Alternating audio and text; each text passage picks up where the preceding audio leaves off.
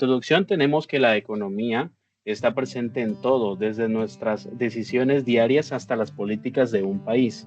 Estudiarla nos permite entender mejor cómo funciona el mundo. Pero pues vamos a ver qué es la economía. Dice aquí que la economía es la ciencia social que estudia cómo las personas y las sociedades gestionan recursos escasos para satisfacer necesidades. Los cuatro factores de la producción, como nosotros tenemos aquí, como entendemos, son tierra, trabajo, capital y organización o empresa. Pues son los elementos básicos para producir bienes y servicios, ¿no? Todo lo que sustenta la economía a nivel nacional e internacional. Tenemos entonces tres problemas básicos de la economía. El primero de ellos es qué producir. El segundo nos dice cómo producir y el tercero para quién producir. Entonces entendemos que la economía es una ciencia. La economía dice aquí que usa métodos científicos para analizar fenómenos y tomar decisiones informadas mediante el estudio de la economía. Como sabemos, los economistas estudian los avances y también estudian los efectos colaterales a nivel global de todos los movimientos y flujos de efectivo y de capital. Tenemos aquí que el método de estudio de la economía es la observación, la formulación de hipótesis, la recolección de datos y validación de teorías. Tenemos también la relación de la economía con otras disciplinas, como lo son las matemáticas, la historia, la sociología y la política, porque todos estos campos influyen en el comportamiento económico. La microeconomía y la macroeconomía. Tenemos aquí una diferencia. Como ya sabemos, a lo largo de este semestre hemos visto la diferencia entre micro y macroeconomía. Entonces, podemos resumir que la macroeconomía son los fenómenos globales como la inflación, el desempleo y el Producto Interno Bruto. Pero la microeconomía es algo más pequeño y se basa en decisiones individuales, que son las decisiones de compra de cada uno de los consumidores y de las empresas, ¿sí? Entonces, luego de entender esto, tenemos también que ver que hay dos tipos de economía. Tenemos la economía positiva y la economía normativa. La economía positiva nos describe lo que es y la normativa nos propone lo que debería ser. Entonces, por último, para terminar este capítulo, tenemos la teoría keynesiana y el origen de la macroeconomía.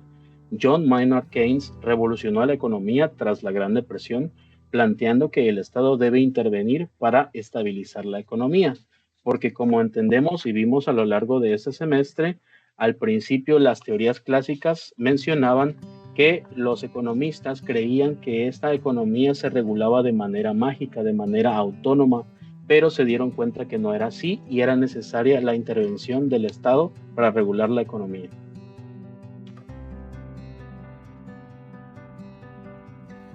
Ok, ahora pasamos al segundo punto de este tema, que es la visión global de la macroeconomía.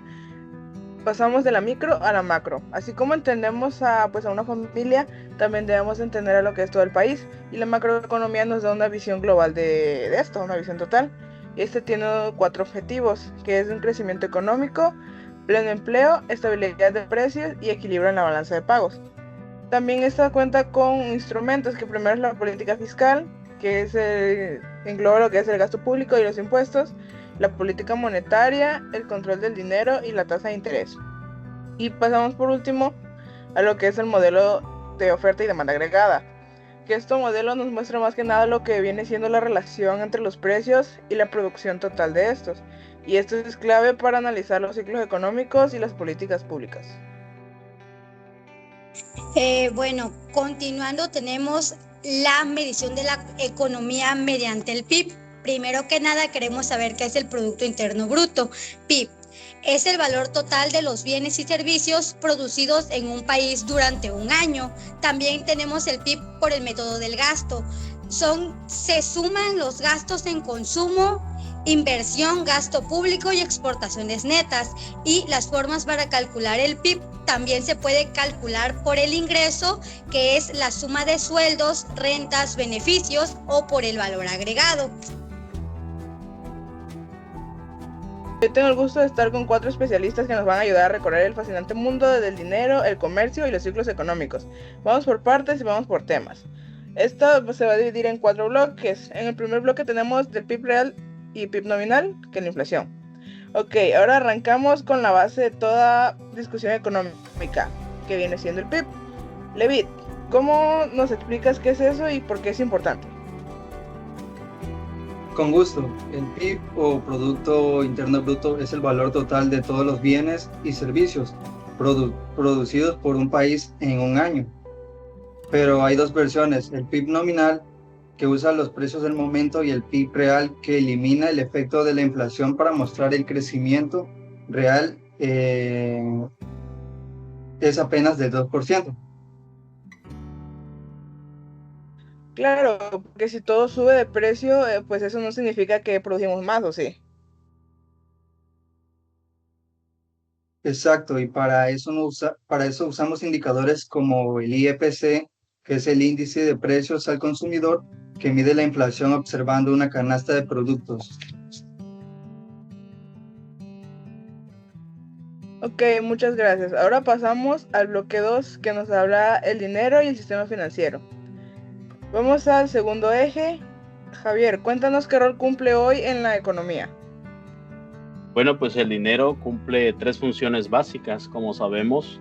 La primera función básica del dinero es como medio de cambio, es decir, como medio de pago para diversas cosas que nosotros compramos, consumimos. Entonces, la segunda función básica es la unidad de cuenta, es decir, para llevar a cabo la cuenta de todas las cosas, de todos los gastos a nivel pues microeconómico, empezando por los agentes económicos como somos nosotros, las familias, luego vamos a las empresas y luego vamos a las naciones, ¿verdad?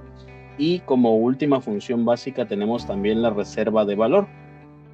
Y bueno, el sistema financiero permite que el dinero fluya, conecta ahorro con inversión. Hoy no es solo efectivo, también incluye tarjetas, billeteras digitales y transferencias electrónicas. ¿Y cómo se mide cuánto dinero hay en la economía? Bueno, con los agregados monetarios, por ejemplo, en M1 tenemos efectivos y cuentas a la vista. En M2 y M3 se suman ahorros y otros depósitos.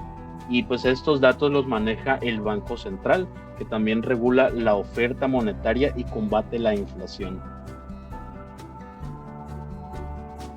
También quiero aclarar que hay una demanda de dinero, que es cuánto efectivo o saldos líquidos quiere tener la gente, según la inflación, la confianza y el interés. Ok, y ahora una pregunta básica. ¿Cómo crean dinero los bancos?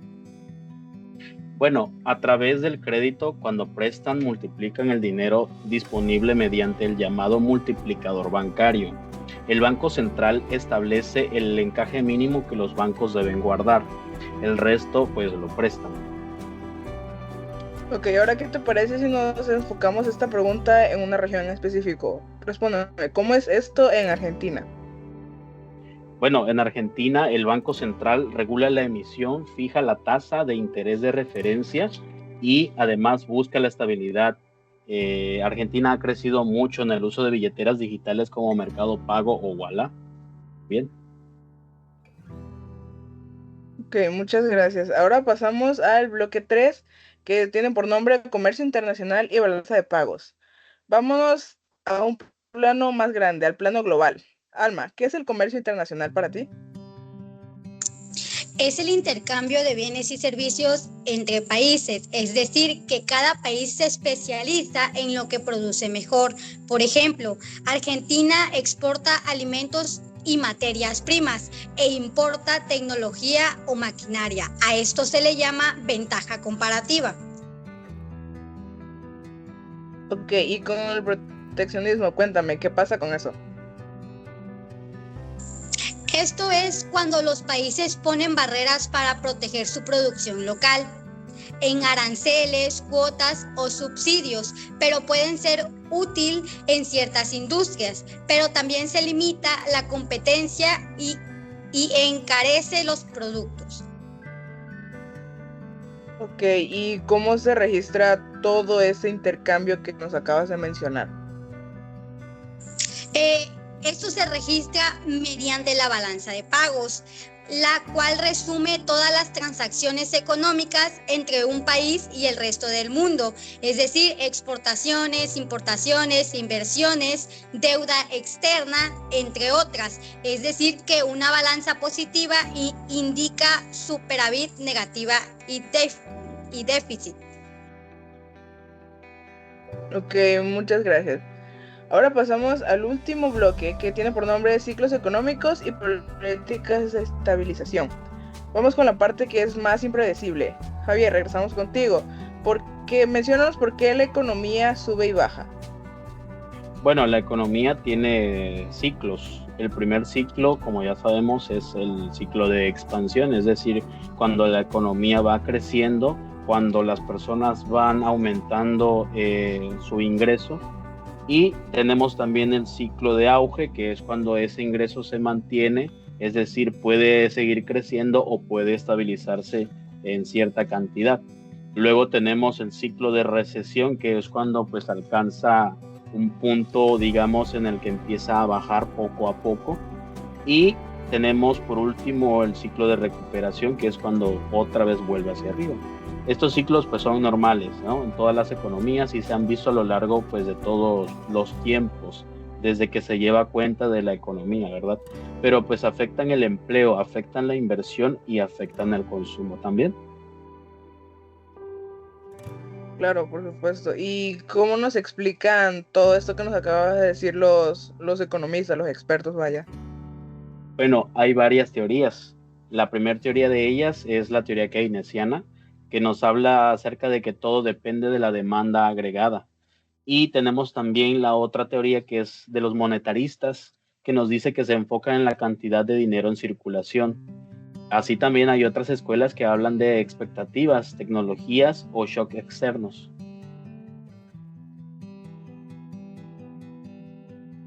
Ok, ¿y qué se puede hacer con esto?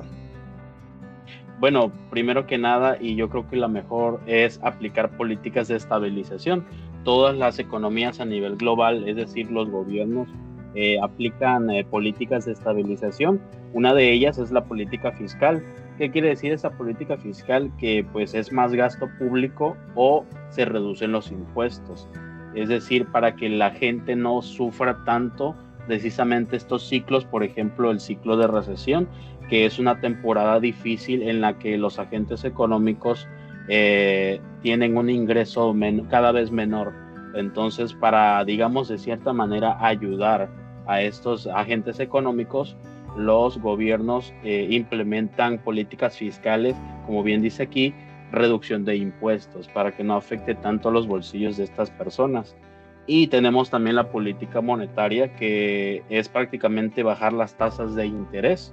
Esto pues tiene que ver con los préstamos, sobre todo en los bancos, porque como sabemos los bancos otorgan préstamos a estos agentes económicos, como somos nosotros, como son las familias, las empresas.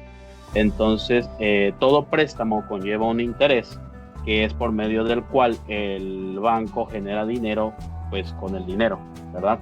Entonces esta política monetaria se basa en bajar las tasas de interés de esos préstamos o aumentar la oferta del dinero, todo para reactivar la economía y reducir el desempleo. Ok, muchas gracias. Y bueno, como sabemos, pues todo tiene su fin y este podcast ha llegado a este.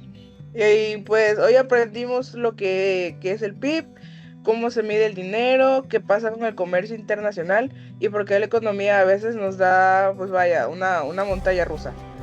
Les agradezco a todos por su participación en este proyecto. Gracias compañero Levit, compañera Alma y compañero Javier por sus aportaciones en este podcast.